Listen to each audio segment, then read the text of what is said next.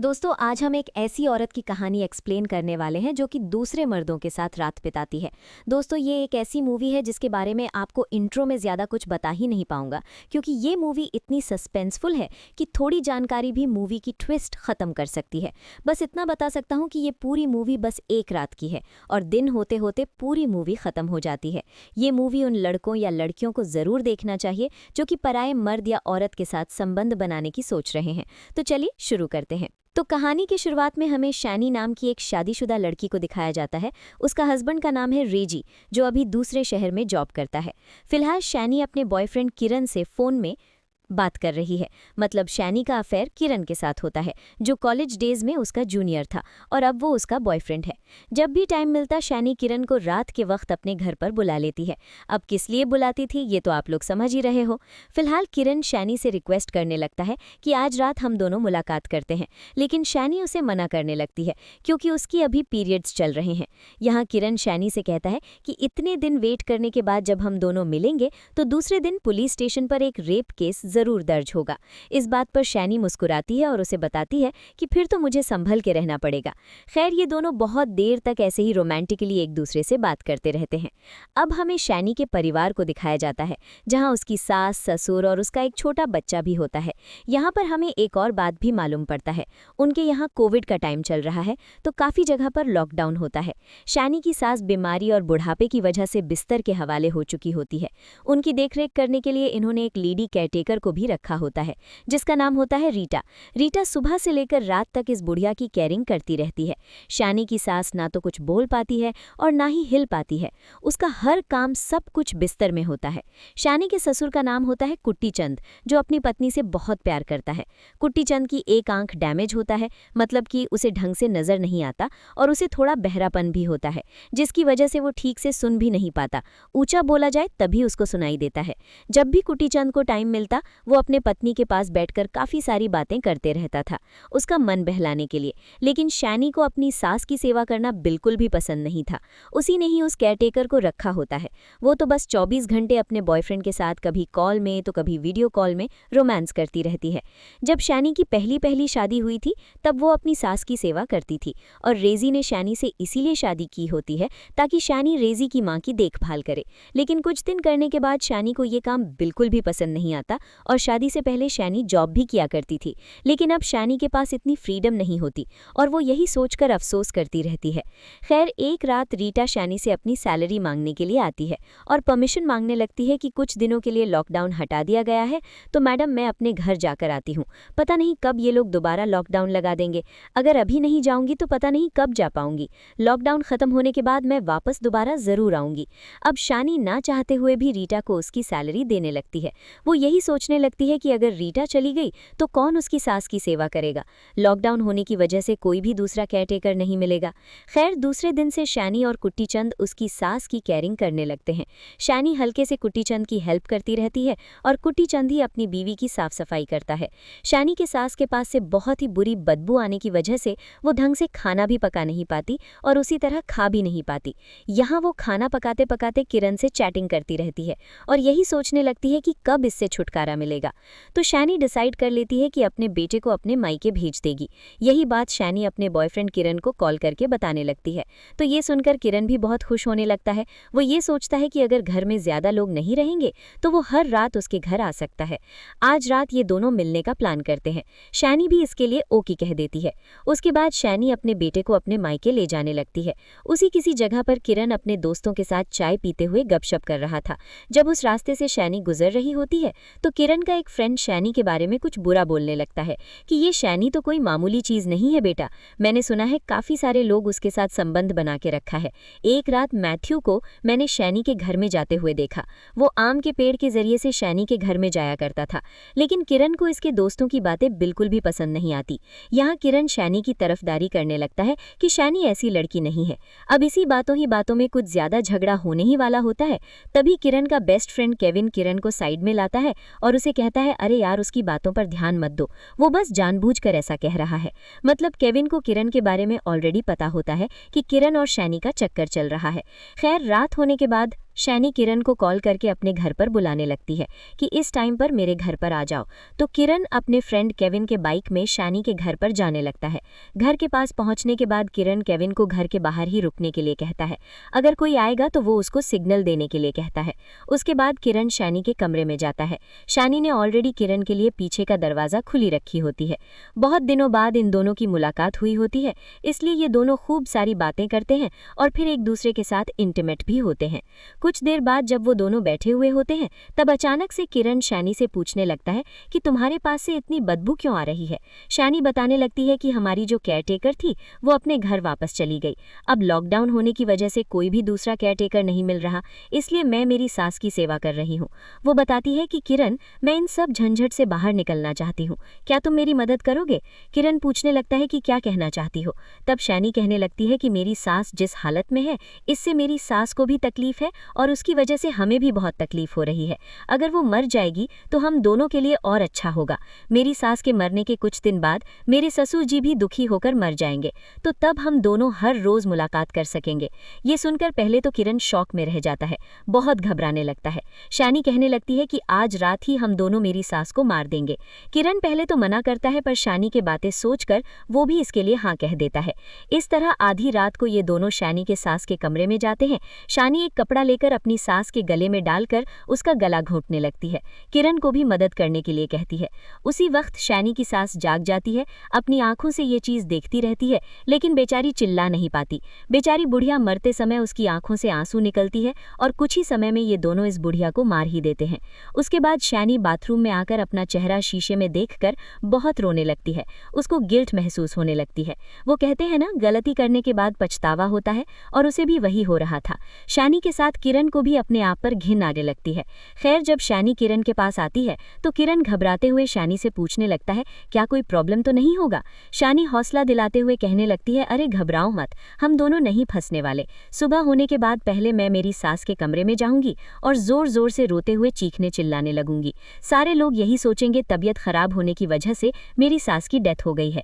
किरण शैनी से पूछने लगता है कि तुमने क्लियर चेक किया ना कि तुम्हारी सास मर चुकी है? ये सुनकर शैनी के दिमाग में भी सवाल पैदा होता है कि हम दोनों ने तो मार दिया, लेकिन चेक नहीं किया। तो चेक करने के लिए दोबारा ये दोनों शैनी के सास के कमरे में जाते हैं। यहाँ उन्हें पता चलता है कि शैनी की सास सच में मर चुकी है।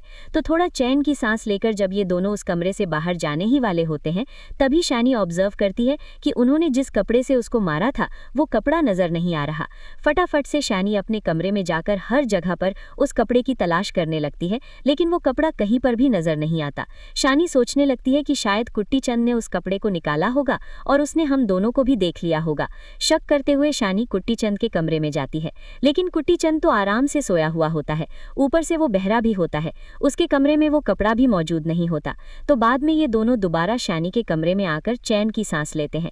शैनी यही कहने लगती है कि शायद मैं कहीं पर रखकर भूल गई हूँ। तो इस टेंशन से बाहर निकलने के लिए दोबारा ये दोनों एक दूसरे के साथ इंटीमेट होने लगते हैं। अब जब बहुत रात हो जाती है तो तब धीरे धीरे किरण को अपने घर से बाहर भेजने लगती है। दरवाजे के पास आने पर वो देखते हैं कि किसी ने इस दरवाजे को लॉक कर दिया है। शैनी सोचने लगती है कि शायद उसके ससुर ने लॉक किया होगा। ये दोनों दोबारा दूसरे दरवाजे के पास जाते हैं, लेकिन वो दरवाजा भी लॉक किया हुआ होता है। ये देखकर शैनी बहुत परेशान होने लगती है कि बाहर से कोई भी बंदा अंदर नहीं आया तो सारे दरवाजे लॉक कैसे हैं, और ऊपर से घर में बिजली भी नहीं होती। तभी ऊपर वाले कमरे में कुछ आवाजें आने लगती हैं।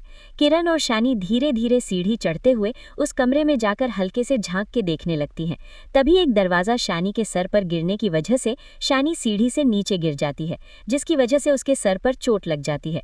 शैनी की आवाज सुनकर जब किरण शैनी के पास आने वाला होता है तो तभी अचानक से उसके पैर में भी जबरदस्त चोट लग जाता है। इस तरह से ये दोनों बहुत जख्मी हो जाते हैं। शैनी सोचने लगती है कि कोई जानबूझकर हम दोनों को ट्रैप में फंसा रहा है, कोई तो संगीत आया है इस घर में। तभी हमको ये बात पता चलती है कि वो बंदा कोई और नहीं, शैनी का ससुर कुट्टी चंद होता है। तभी हमें एक फ्लैशबैक दिखाया जाता है, जिसमें जब शैनी और किरण शैनी के सास के कमरे में जाकर उसको मार रहे थे, तभी किसी वजह से कुट्टी चंद की आंख खुल जाती है। वो अपनी वाइफ को चेक करने के लिए जब उसके पास जाता है तो देखता है कि उसकी वाइफ मरी पड़ी हुई है। ये देख कुट्टी चंद बहुत रोने लगता है, क्योंकि वो अपने पत्नी से बहुत प्यार करता था। तभी कुट्टी चंद नोटिस करता है कि उसकी पत्नी के गले में कपड़ा मुड़ा हुआ है। ये देखकर उसे शक होता है कि किसी ने उसकी पत्नी को गला घोट कर मार दिया है। जब कुटीचंद यही बात शैनी को जाकर बताने जा रहा था, तब उस वक्त शैनी और किरण ये दोनों एक दूसरे से बात कर रहे थे। मतलब शैनी किरण को हौसला दे रही थी कि फिक्र करने की कोई बात नहीं। घर में सन्नाटा होने की वजह से कुटीचंद को इन दोनों की बातें साफ साफ सुनाई दे रहा था। जब शैनी और किरण वापस इस बुढ़िया के कमरे में आते हैं चेक करने के लिए, तो उसी दरमियान कुटीचंद शैनी के कमरे में जाता है चेक करने के लिए कि शैनी के साथ वो बंदा कौन है। तो शैनी के कमरे में कुटीचंद को एक कॉन्डम की पैकेट मिलता है। कुटीचंद को सब कुछ समझ में आ जाता है कि शैनी का चक्कर किसी बंदे के साथ है। जब तक वो दोनों कुटीचंद के कमरे में आते हैं, तब तक कुटीचंद जल्दी से अपने कमरे में आकर सोने का नाटक करने लगता है और वो कपड़ा भी उसके पास ही होता है। बाद में कुटीचंद जल्दी से अपने बेटे रेजी को कॉल करके सुबह होने तक अपने घर के पास आने के लिए कहता है। वो उसे बताते हैं कि तुमसे कुछ ज़रूरी बात करनी है, तो रेजी भी इसके लिए ठीक है कह देता है। उसके बाद कुटीचंद पुलिस वालों को फ़ोन नहीं करता। कुटीचंद चाहता है कि ये इन दोनों से बदला ले, इसलिए कुटीचंद एक ट्रैप बनाकर इन दोनों को बहुत जख्मी कर देता है। शैनी समझ जाती है कि ये सारा काम इसके ससुर का है और वो ये बात किरण को भी बताती है। किरण पूछने लगता है तो फिर हम इस घर से बाहर कैसे जाएं? शैनी कहने लगती है कि अगर हम घर से बाहर चले भी जाएं तो कुटीचंद चुप नहीं बैठेगा, वो पुलिस वालों को सब कुछ सच बता देगा। इस प्रॉब्लम से बाहर निकलने के लिए सिर्फ एक ही रास्ता है, कुटीचंद हम दोनों को मारने से पहले हम ही कुटीचंद को मार देंगे। ये सुनकर किरण के तो होश ही उड़ जाते हैं। अगर हम कुटीचंद को मार देंगे तो सारे लोगों का शक तुम पर ही आएगा। शैनी कहने लगती है कि हम दोनों को कुछ ऐसा माहौल क्रिएट करना होगा कि कुटीचंद ने अपनी बीवी को इस हालत में ना देखते हुए पहले अपनी बीवी को मारा और फिर अपने आप को मार लिया, यानी कि खुदकुशी कर लिया। कुटीचंद को मार के आत्महत्या का रूप देना होगा, तभी लोग हम पर भरोसा करेंगे। यहाँ पर ट्विस्ट ये था कि इन दोनों की बातें कुटीचंद सुन लेता है। उसके बाद शैनी अपने हाथ में चिराग लेकर कुटीचंद को ढूंढने लगती है। तभी वो चिराग मतलब वो बोतल शैनी के हाथ में ही फूट जाता है, जिसकी वजह से शैनी का हाथ बहुत जल जाती है और उसका चेहरा भी बहुत जख्मी हो जाती है। बहुत ही मुश्किल से किरण शैनी के हाथ की आग बुझाने लगता है। कुटीचंद ने ऐसा ट्रैप लगाया होता है ताकि शीशा फूट जाए। यहाँ पर हमको एक और चीज़ दिखाया जाता है कि कुटीचंद ने अपनी बीवी के बेड के पास एक स्विच को लगा के रखा है, ताकि अगर कुटीचंद की बीवी को कोई ज़रूरत हो तो वो स्विच दबाकर कुटीचंद को बुलाए। और जब शैनी और किरण उसकी पत्नी को मार रहे थे तो तब उस वक्त उसकी पत्नी ने इस स्विच को दबा दिया था, इसीलिए कुटीचंद की आंख खुल गई थी। खैर, प्रेजेंट समय पर शैनी और किरण दोबारा उस घर में कुटीचंद को ढूंढने लगते हैं। कुटीचंद भी कुछ कम नहीं था, वो अपने एक आंख से ही इन दोनों को दोबारा ट्रैप में फंसाकर इन दोनों को बहुत मारने पीटने लगता है। ये दोनों दोबारा जख्मी हो जाते हैं, लेकिन अनफॉर्चुनेटली किरण कुटीचंद को पीछे से पकड़ लेता है। लेकिन कुटीचंद कुछ कम नहीं होता, वो दोनों को दोबारा ट्रैप में फंसाकर इन दोनों को बहुत मारने पीटने लगता है। वो किरण को पीछे धकेलकर जिस चीज़ से नारियल निकालते हैं उसे चुभा देता है, जिससे किरण के पैर पर बहुत ही गंभीर चोट लग जाता है और तब जाकर कुटीचंद इन दोनों से बचकर वहां से चला जाता है। थोड़ी देर के बाद ये दोनों अपने आप को होश में लाते हैं और दोबारा एक दूसरे के जख्मों पर मरहम पट्टी करने लगते हैं। उसके बाद शैनी एक ज़बरदस्त प्लान बनाती है। पहले किरण कुटीचंद को ढूंढने लगता है। ये जानकर जब कुटीचंद किरण पर हमला करने ही वाला होता है, तभी शैनी पीछे से आकर कुटीचंद के सर पर वार करके बेचारे को बेहोश कर देता है। शैनी किरण से कहने लगती है कि तुम किचन में जाकर कैरोसिन लाओ, इस बुढ़े को जलाकर मार देंगे। इस तरह से शैनी कुटीचंद का पैर पकड़कर घसीटते हुए वहां से ले जाने लगती है, लेकिन कुटीचंद होश में आकर दरवाजे की मदद से शैनी के सर पर वार कर देता है, जिसकी वजह से शैनी दोबारा बहुत जख्मी होकर नीचे गिर जाती है और दर्द के मारे तड़पने लगती है। मौके का फायदा उठाकर कुटीचंद वहां से भाग निकलता है और दोबारा छुप जाता है। बाद में शैनी कैरोसिन का डब्बा अपने हाथ में लेकर ऊंची आवाज में कुटीचंद से कहने लगती है, अगर तुम हमारे सामने नहीं आए तो हम लोग तुम्हारी बीवी को जलाकर मार देंगे, तुम्हारी बीवी की आत्मा शांत नहीं होगी। ये सुनकर बेचारा कुटीचंद बहुत दुखी होकर इन दोनों के सामने आता है और रिक्वेस्ट करने लगता है कि मेरी बीवी को छोड़ दो। बाद में शैनी और किरण कुटीचंद को बहुत बुरी तरह से मारने पीटने लगते हैं। शैनी तो इतने सालों का गुस्सा कुटीचंद पर निकालने लगती है। बहुत मार खाने के बाद फाइनली कुटीचंद ठान लेता है कि ये इन दोनों को मार ही देगा। पहले किरण के जख्मों पर वार करके शैनी की आंखों में अपनी 2 उंगलियों से चुभा देता है। जब ये दोनों दर्द के मारे तड़प रहे होते हैं, तब कुटीचंद जल्दी से अपने कमरे में जाकर अपना फोन लेकर पुलिस वालों को कॉल करने लगता है, लेकिन वो फोन कनेक्ट नहीं होता। बाद में शैनी को आता हुआ देख कुटीचंद दोबारा किसी जगह पर छुप जाता है। उसी वक्त पुलिस वाले कुटीचंद को कॉल बैक करते हैं। कुटीचंद का फोन रिंग हुआ देख शैनी समझ जाती है कि कुटीचंद ने पुलिस वालों को कॉल किया है।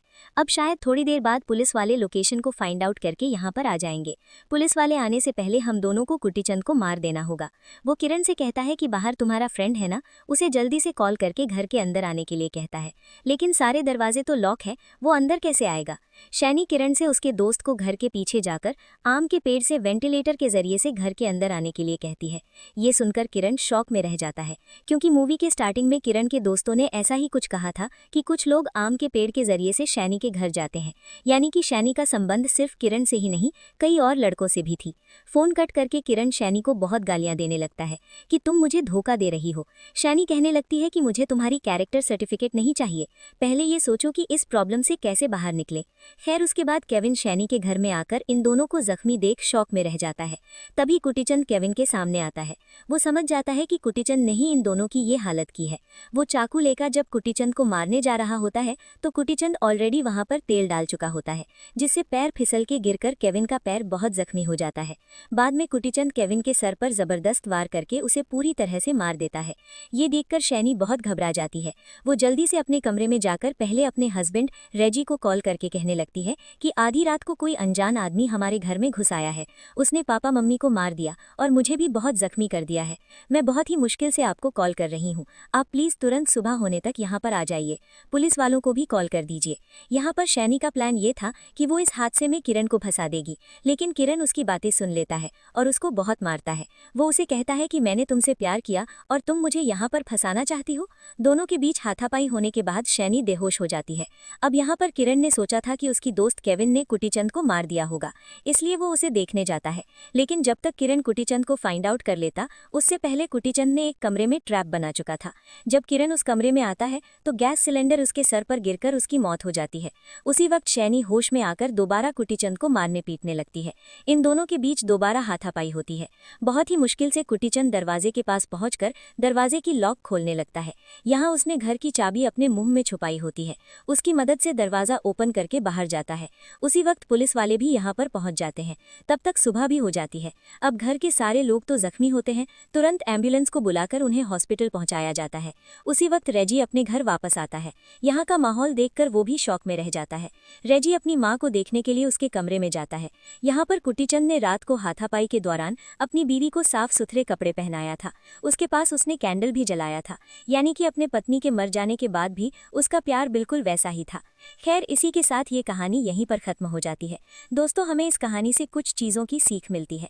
पहला ये कि हवस और धोखे की बुनियाद पर टिके रिश्ते कभी खुशियां नहीं लाते, वो सिर्फ तबाही लाते हैं।